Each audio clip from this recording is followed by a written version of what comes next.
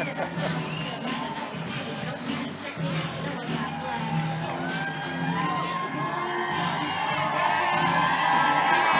all yours. They are hot. Thank you. There you go. Thank you. Oh, thank you. Wow. Hello. Unbelievable. Hello, Colorado. Hello, Aurora. This is just such a nice, warm welcome from your wonderful, wonderful state. Thank you. As you know, we had a debate last night. And I just thought it would be kind of nice to come to a place where, you know, everyone knows your name. People maybe are nice to you. Anyway, I just want to thank you for being here. And I first want to thank Pete. His endorsement means so much. And thank you for your leadership and the legislature and beyond. So thank you very much for that. And then I wanted to mention our state director here, Joe Kaborek. Where are you, Joe? You're somewhere. Who's a great guy in politics. We're excited about the team that he's put together. And then where is my cousin Becca? Where did she go? Where? Okay, she's somewhere. So, right over here. So my cousin Becca, who's my dad's brother's daughter, is actually a veterinarian in this area and has done a great job. So then I also wanted to thank the owners here for having us. I just met them, Stanley Marketplace. Thank you so much. And then also I wanted to just acknowledge the incredible leaders that you have given us. And I go way, way back, actually. I came out here a lot to campaign and help my colleagues and friends over the years, which included, of course, Ken Salazar, which included Mark Udall, and one of my favorite memories of all time was a bus tour through Colorado, and I think we came here for Barack Obama in 2008, and that was very memorable because we got stopped by the state patrol while Ken Salazar was driving the bus. And it turned out that the bus that they had rented had the the stickers on the back in the opposite corners. And there's a picture of all of us, and this is during the height of the fall of the campaign. And this young guy was on the bus that was there for the Obama campaign, and there were tons of people, electeds, on the bus. And he's saying to the press as we get all to look with Ken with his cowboy hat on, and we get out, and I remember the young guy saying to tons of cameras, "This is off the record." And the next thing you know, it's on CNN. So it is a very funny memory. And then, of course, your current leaders. First of all, my good friend Michael Bennet, who's an incredible senator who's led on so many issues. I'm going to miss him on the campaign trail. I always joke that he has this kind of debonair way about him, and that I love walking into the Senate when things are really bleak. I feel like when I say, "Hello, Mr. Bennett," that I'm in a Jane Austen movie, so that's good, a novel. And then, of course, someone else that I got to know well, Governor Hickenlooper, and we wish him well. And then I would add the great congressman that did such good work in the last month, your Congressman, Jason Crow. And congratulations, all of you who live in this district, for flipping this congressional district. His service, his strength, it was unbelievable. And then I want to mention one other person, because I got to know her. We did a democracy forum the last time I was in Colorado, and that's your incredible Secretary of State, Griswold, for her good leadership. So, and I know there are many, many others, but I thought I would start out with that because I feel a lot of kinship with this state. You're kind of like Minnesota with mountains, you know? So you are a Super Tuesday state. The attention will soon go to Colorado. And I know you have early voting, so we encourage you to vote early, not often, but early. And to get your friends. You've had such a great record here, as I know from the event I did with the Secretary of State with turning out voters, and we know how important that is with Super Tuesday. So I have been on quite a journey from when I announced my candidacy in the middle of that snowstorm with 4 inches of snow on my head for the sole purpose of impressing Colorado. And I actually made that announcement on an island in the Mississippi River because I wanted to make that point that it's time to cross the divides in our politics to get to a higher plane in our politics. And that place that I picked is actually right nearby where a tragedy happened, the 35W bridge collapse. Literally about 1.5 miles away, which is also right near my house. And I picked that place so that I could tell the story, a story that you've seen here many times in Colorado when tragedy strikes. Extraordinary acts from ordinary people. You saw it, of course, with the theater shooting here in Aurora. You see it when you see the wildfires throughout your state and what people have done to sacrifice. And in our case, what did we see when the world watched, when not just a bridge, but an 8-lane highway collapsed in the middle of a beautiful summer day? What people saw around the world with this. They saw an off-duty firefighter. People could have just run away. Everyone ran toward this, not knowing what had happened. 55 cars and trucks in the middle of the Mississippi River. Off-duty firefighter tethers herself to the side of the river, diving in and out looking for survivors. They see a tasty truck where this driver had 1 second to make a decision, and he could have rammed into a school bus of kids and saved his own life. But instead, he doesn't make that decision. He decides to veer off to a near certain death and burns to death in that cab, but saves the kids on the bus. Then they see this miracle school bus. The same bus that has plummeted 30 feet down is hanging on a guardrail. The back of the door opens up, and there's a young camp counselor on that bus named Hernandez. And he has a second to decide. Is he just going to run off that bus to safety? But instead, he gets every kid off that bus to safety. That is America. That is community. That is what unites everyone that's here today and so many others around the country, whether they are part of our fired up Democratic base or whether they are independents or moderate Republicans that want to see a change. What unites us is that the heart of this country is so much bigger than the heart of the guy in the White House. And I want us to remember that. Because not everyone agrees with everything that's said on that debate stage. I don't agree with everything that's said on that debate stage. But what a lot of people know is that this election is a decency check. People who yearn for the days when they can put the president on TV and their kids come in the room and they don't have to put on the mute button. People who remember a time where you actually used to watch the president when the president made an address, even if you didn't vote for that president, or maybe you didn't agree with that president, but you thought it was part of your civic duty to listen to that president because you wanted to be able to talk about it and explain it to people and give your own opinion of what was going on. That's that decency check. That is the voter that I remember meeting in northern New Hampshire, in Conway. And this guy was in this long line of voters, and people had these stickers on that said, I'm a climate change voter, such a big issue in Colorado. I'm a reproductive rights voter. I'm a Supreme Court voter. And this guy has a brown jacket on, and he has no sticker. And he leans over, I go, sir, you don't have a sticker on.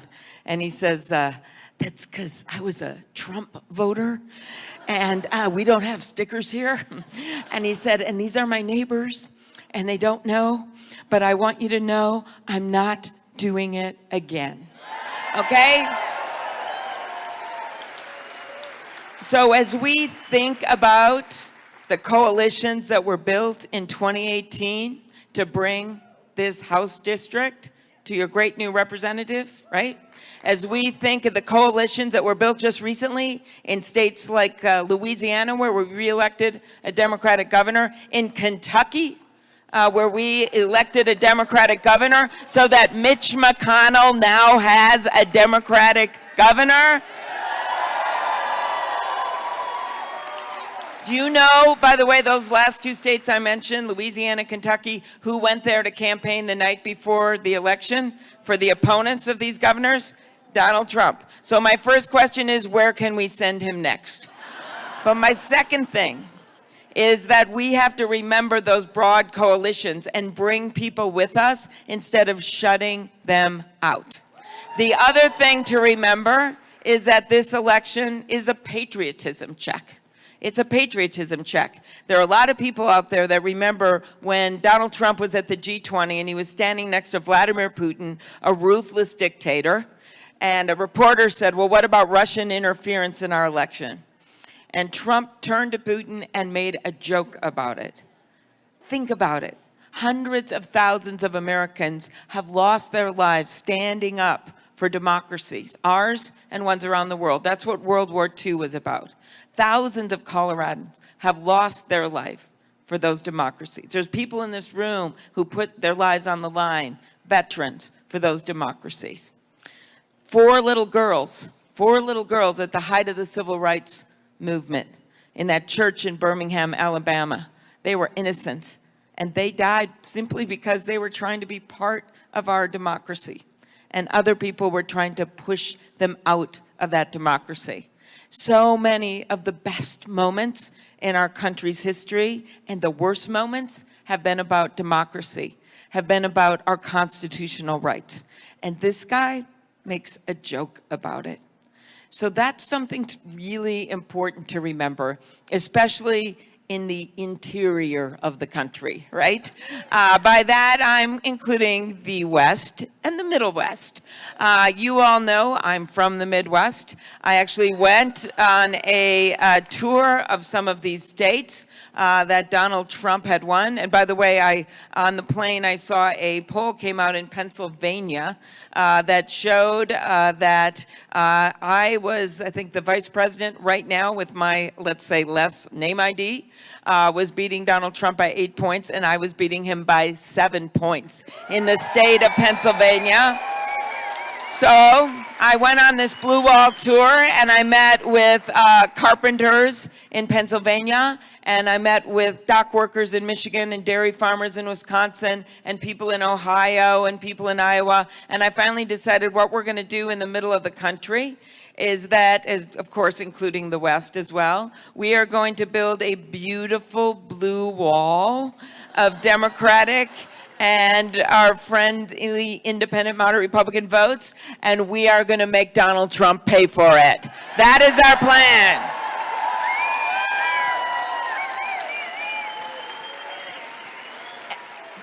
And when you talk to people who stayed home in 2016, and there are a lot of them, or people who maybe voted for someone else than the Democratic nominee, as good as president as she would have been, you start to realize that when they think about their decision, they view the world a little differently.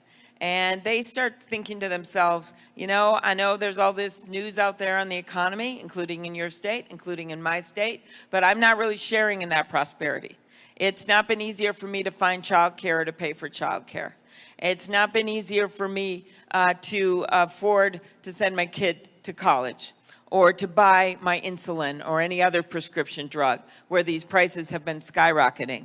And they figure when things go wrong in their lives, they have to take out a loan or they've got to get an extra job or work extra hours. And then they see the guy in the White House who has a great job, living in a nice house, got $413 million over the course of his life from his dad. So let me tell you my story and my family's trust. And I want you to be able to picture me up there on the debate stage with him. Because first of all, I'm going to be able to say the middle of the country is not flyover country to me. I live there. The people that live there are not poker chips in a bankrupt casino to me. They are my friends and my neighbors. And so I'm going to be able to say, this is my background. My grandpa was an iron ore miner. He worked 1,500 feet underground in the mines in northern Minnesota. He never graduated from high school because he had 9 brothers and sisters, and his parents died young, and he was the oldest boy. The youngest sister went away to orphanage in Duluth, and he said he'd go get her, and 2 years later he borrowed Uncle Joe's car, and he went to that orphanage, and he brought her back. And he and my grandma and others in their family helped raise those kids, and then they had 2 kids of their own, my dad and his brother. And they saved money, which is Becca's dad, right? Just to make it real. And they saved money in a coffee can in their basement to send my dad to a 2-year community college. And then my dad got that degree, and then he went on to the University of Minnesota, where he got a 4-year degree in journalism. He ended up writing, being a newspaper man his whole life. He covered sports for a long time. Okay, Broncos fans. He actually covered the Vikings for a long time. And you're going to love this. He actually wrote a book in the early 80s, which is sadly still relevant today, called Will the Vikings Ever Win the Super Bowl?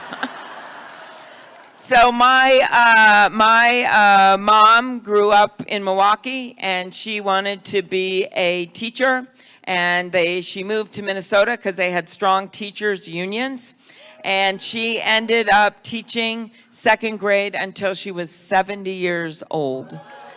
So I stand here before you today as a granddaughter of an iron ore miner, as a daughter of a teacher and a newspaperman, as a first woman elected to the U.S. Senate from the state of Minnesota, and a candidate for President of the United States.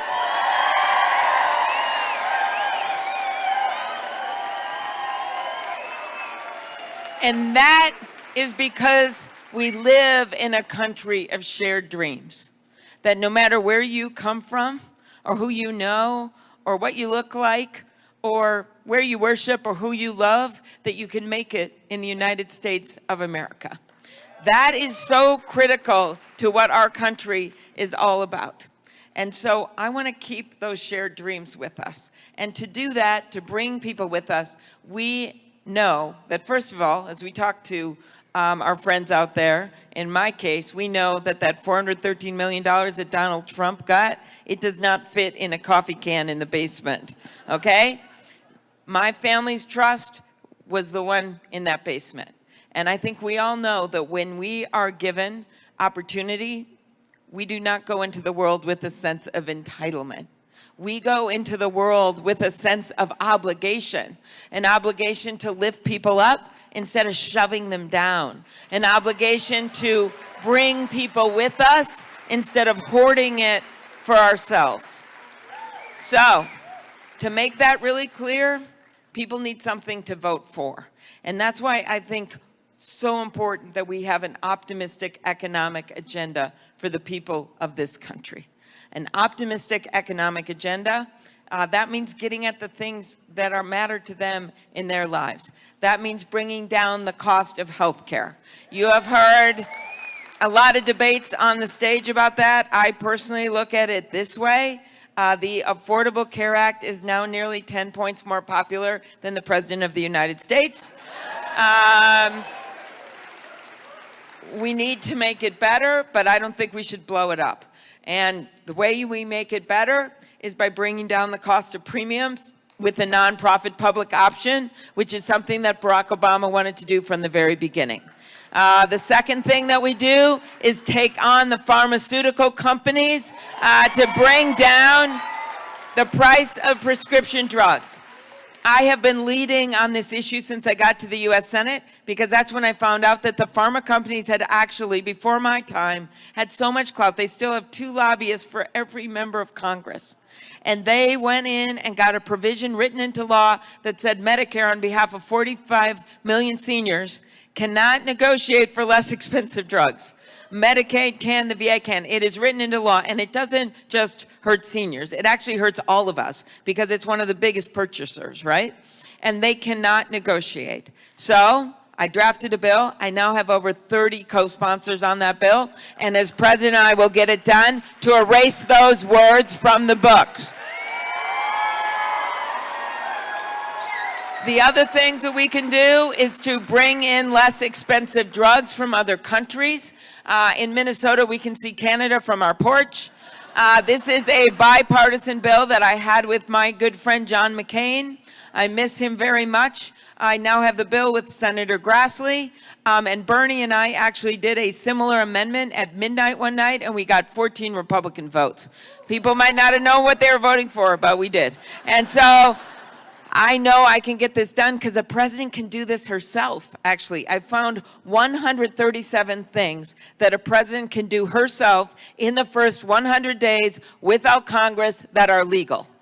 And I emphasize that are legal, because we need to jumpstart our democracy right now, and that is everything from prescription drugs to taking on, as was mentioned by the senator, taking on the opioid epidemic in a big way and making sure that that treatment money goes to the people that need it, as well as other addictions in our country. Mental health, something that no one is dealing with, and there's still huge stigma when it comes to mental health. 1 in 5 people in America deal with mental illness sometime in their life.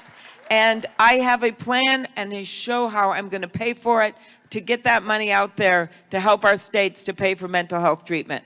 For me, all of this is personal. My dad struggled with DWIs and alcoholism his whole life when I was growing up. By the time my husband and I got married, he had 3 DWIs. And then the judge looked at him and said, you got to choose treatment or jail. And he chose treatment. And in his words, he was pursued by grace, and it changed his life. And he is now at age 91, still sober. He is in assisted living. His AA group visits him there. And as he said a year and a half ago, it's hard to get a drink around here anyway. I think everyone should have that same right to be pursued by grace. Next, long-term care. Long-term care, which is the issue no one talks about. This helps people with disabilities as well as our seniors. And by the way, it helps everyone, because a lot of people my age and younger have an aging parent, and then they also have their own kids that they're trying to raise or trying to send to school. It's called the sandwich generation. What do we do there? Strong Social Security, strong Medicaid, unlike this president who's been trying to make cuts to Medicaid. But it is also about long-term care insurance and making it easier for people to stay in their homes. In my dad's case, he actually got that long-term care insurance. I didn't know that. And he did that, and he has 1 year and a half left on it. And after that expires, then we go into savings. There's not as much as there should be because he got married 3 times, whole nother story.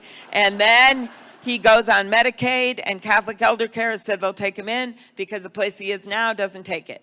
And everyone has stories like this in their own lives. So that's why I am committed, and I found a way to pay for this, to make it easier for people to stay in their homes because it's cheaper for everyone. Get more home health care workers out there, make it easier for people to buy long-term care insurance, and take this on in a big way.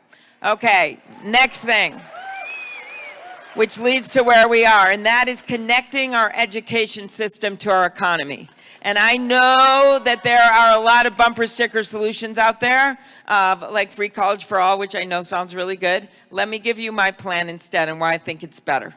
When we really look at what we need out there in the economy, what do we see? Where are the job openings? We're going to have over 1 million openings for home health care workers because of some of the things I just talked about. Over 1 million openings. So we have to make sure the wages are good. We have to make sure that they've got child care and the like so we can get people to fill those jobs. We're going to have over 100,000 openings for nursing assistants, which are 1- and 2-year degrees. We're going to have over 70,000 openings for electricians, which are really good paying jobs because of our unions. We are going to have not a shortage of sports marketing degrees. Okay, I know there's some out there.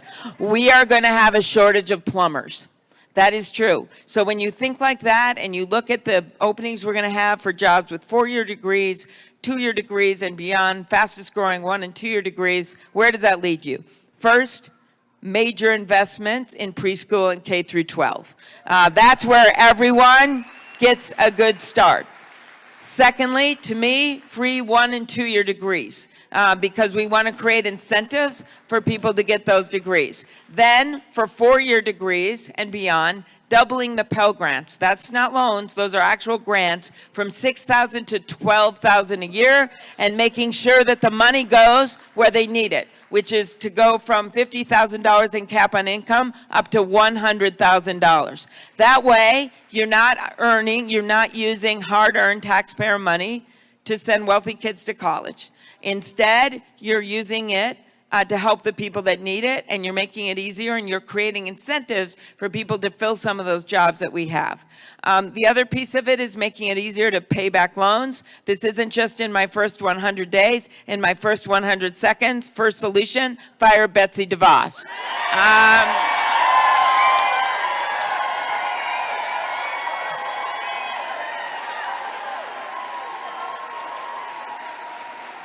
Let me say it again. No, I'm kidding. The second thing is to take that loan payment program, if you go into teaching, make it work better because she's been messing it up, and extend it to other in-demand occupations. It would include a lot more people. Then you get your loans paid off if you go into certain areas for a certain number of years. And there's a lot of in-demand occupations. I messed some of them. What? Cybersecurity, yes. I don't know what he said back there, but there's a lot of them. Okay, making it easier to pay back loans, all right? If millionaires can refinance their yachts, students should be able to refinance their loans. Next thing on the list, comprehensive immigration reform. And that is something so important to this state when you look at the fact that we need workers in our fields, in our factories, starting small businesses. Immigrants do not diminish America, they are America.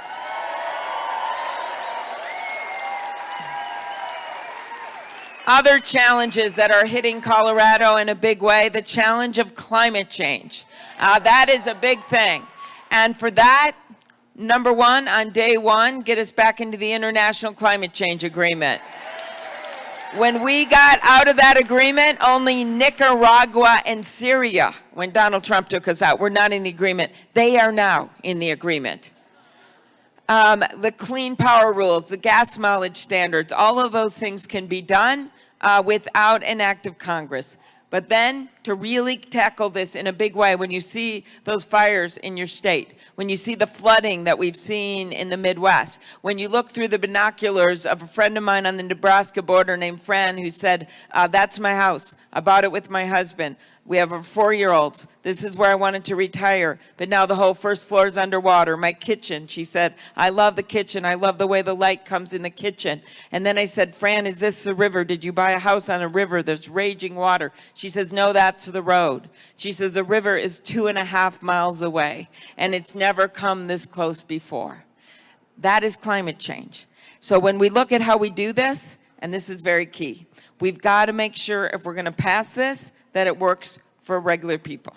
What does that mean? That when we put a fee on carbon, whether we do it with a carbon fee, whether we do it with a cap and trade or with a renewable electricity standard, something I remember Mark Udall leading on for years. If we do it in those ways, then we have to make sure the money that comes in goes directly to people.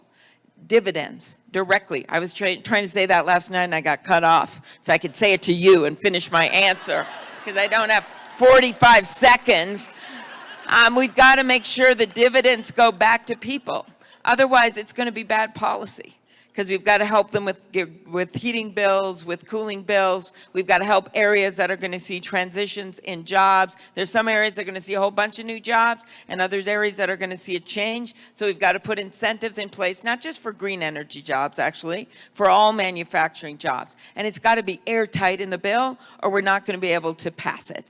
I know this personally from the heart. When I mentioned my grandpa up there in northern Minnesota, the mines would open and close. They're now open because we did something on steel dumping. But those mines would open and close. And they literally had a billboard once out of Duluth that said, "Last one to leave, turn off the lights."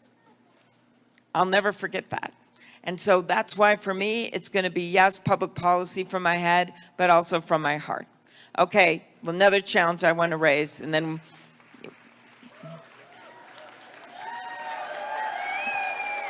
that is something near and dear to this community's heart. That is gun safety. And I come from a state like Colorado that has a proud hunting tradition. And I would literally look at these bills through Becca's dad's eyes because Becca's dad was he's older, but a hunter. And I would say, do these bills hurt my Uncle Dick in the deer stand, right? And every time I look at them, and I think we're starting to see a sea change because of advocacy from people in this community and so many others across the country, to the point now where the majority of hunters this summer in a Fox News poll, the majority of hunters said they wanted to see universal background check. The majority of Trump voters said they wanted to see universal background checks. So, what is stopping us from this sensible gun legislation? Well, it is too many politicians that are afraid, really. Yeah, they are afraid. They're afraid of the NRA, even though a bunch of people in their own states say, this is okay, this isn't going to interfere with my right to have a gun and with hunting. They know that, but they still are afraid of the NRA. I got to see it firsthand because after Parkland, I sat across from the president in the White House because I've been a leader on the issue of making sure that people who are convicted of domestic abuse cannot go out and get an AK-47. And that bill, along with two others, including universal background checks, is sitting on Mitch McConnell's desk. That is where it is, along with 400 other bills. And so, as I sat across from the president, I had a piece of paper sitting next to the vice president, by the way, and I marked down how many times he said he would get universal background checks done, put it in the bill, blah, blah, blah. There's a video of this meeting. 9 times. 9 times. And the next day, he met with the NRA and he folded. As your president, I will not fold. I will not fold. Because I look out there and I think about the courageous acts of ordinary citizens, the people in the theater, the people where I just was in Las Vegas and Mandalay Bay. I think about those families in the school in Sandy Hook in Connecticut who were in my office the last time we tried to pass this bill, the parents. And I had to tell them that we didn't have the votes, even though 2 A-rated NRA senators were willing to put their necks out and put that bill out. And you know what happens? We don't get the votes. And they are in my office, and I just talked to Senator Manchin. I had to tell them, because he was trying to get the votes, that we didn't have the votes. And I remember this mom saying to me, you know what? My son, he had autism, and he couldn't talk very well. And so every day before he left for school, he would point up to a picture of his school aide that was with him every day on the refrigerator. And the last day when I kissed him goodbye, he pointed at her picture. And then he went to school. And then the next thing you know, she said, I'm in that firehouse and we're waiting and other people's kids are coming in. And then pretty soon we know the ones that are left are never going to see our kids alive again. And as she's sobbing in the firehouse, she has this momentary thought, where she thinks about that school aide, because she knew that that woman would never leave his side. And when they found them both shot, that woman had her arms around that little boy. Those families, like so many families in your own community here in Aurora, had the courage to go to Washington and the courage to go to the state houses and push for legislation that maybe wouldn't have even saved their own babies, because different things have different circumstances, right? But they knew this was the best way to save lives. Assault weapon ban, whether it is magazine limits, bump stocks, so many different things can make a difference. But Washington didn't have the courage to do it. I promise you, I will have the courage to get it done. So, let us end with something really important. The thing that unites us. The thing that unites us more than divides us. What is that? Winning. Everyone wants to win, right? We have to make sure we have a candidate that brings people with us instead of shoving them away. Why? Well, there's a few reasons, a lot of them. If we eke by a victory at 4 in the morning, that will be sweet. I will acknowledge that. But if we do it that way, does that mean we're going to win the Senate seat in the state of Colorado? I don't know. But I want to win the Senate seat in the state of Colorado. I want to win the Senate seat in the state of Arizona. Because to get all of these things done, we need to not just win the presidency, but to send Mitch McConnell packing. And to do that, we have to put someone at the top of the ticket that can actually do this. So here's my argument. There's a lot of great friends of mine up there on the debate stage. You couldn't tell we were friends, but yeah, you know we are. A lot of great people up there. Okay. So I am the only one up there that comes with the receipts.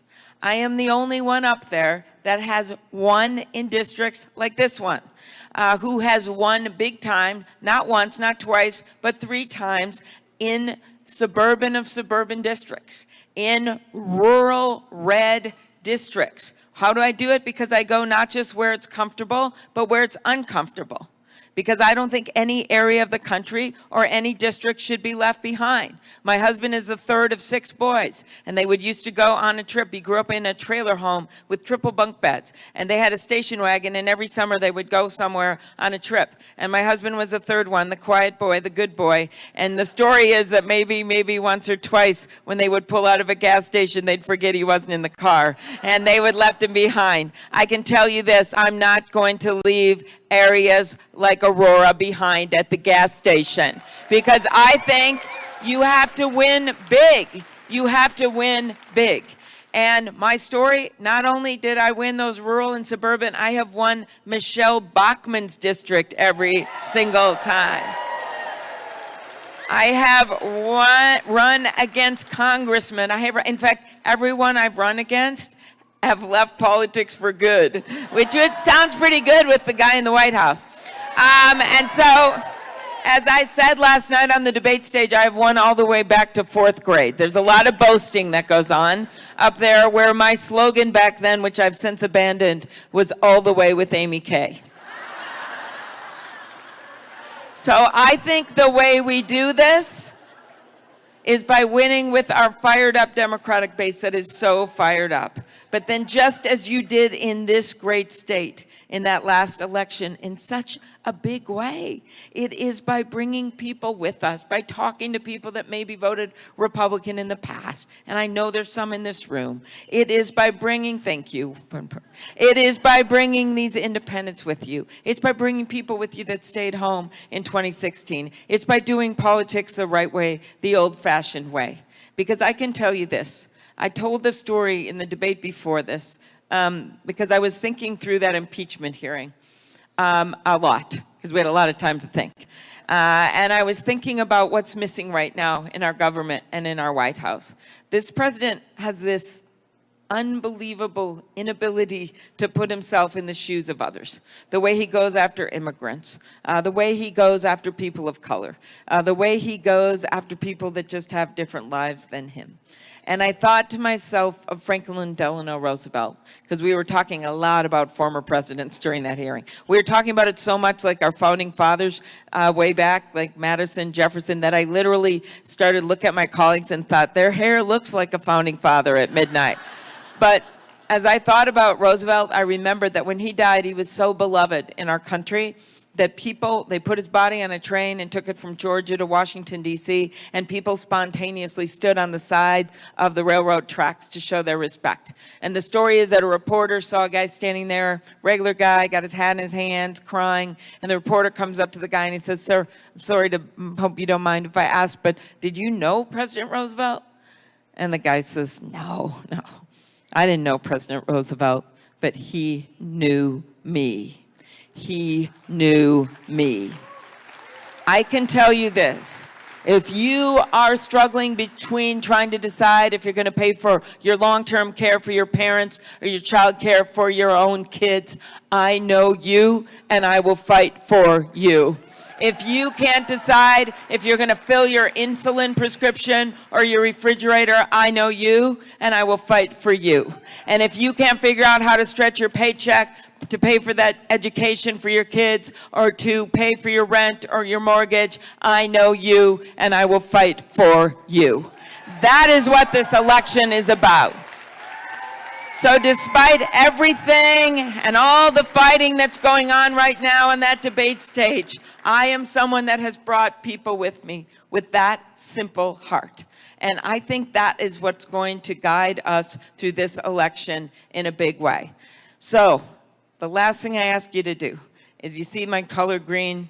I picked that color, well, green and blue would be good for Colorado. I figured I could have added some orange, I guess. But so the green and blue, I picked the green because of one of my former mentors, Paul Wellstone, who was a senator from Minnesota who died way too young in a tragic plane crash with his wife and his staff. And it was in his election year. He was going to get reelected. First time he ran, no one thought he had a chance. He was running against someone that had a huge bank account. Sound familiar? No one thought he had a chance, and he just wouldn't give up. And he had this green bus, and he would go all around our state, and then he would run back and forth in the parades, and he would talk really, really fast in his ads, and he got miraculously elected. And then when he was running for a re-election for the third time, that's when he died, in that year. But that year leading into it, I was running for re-election for my local office, and I didn't have an opponent, which sounds really nice right now. And I got to spend a lot of time with him, and I got to watch courage, because he had told the state he had MS, and he could no longer run in those parades. He could no longer really hardly walk in those parades. So instead, he would stand on the back of that green bus, and he would just wave. But here was the coolest part.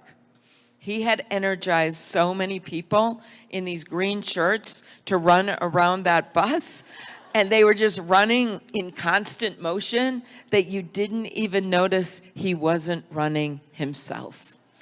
And that is what I am asking you to do for me.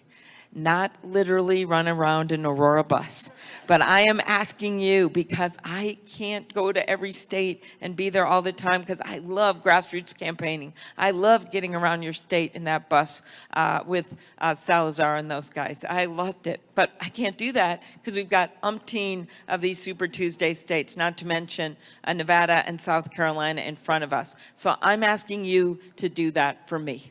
I'm asking you to talk to your friends, to get them to vote, to explain who I am, to explain how to pronounce my name, I don't care, and to tell them what I'm about, because that is how you build a movement. No one thought I was still going to be standing up on this stage. They didn't even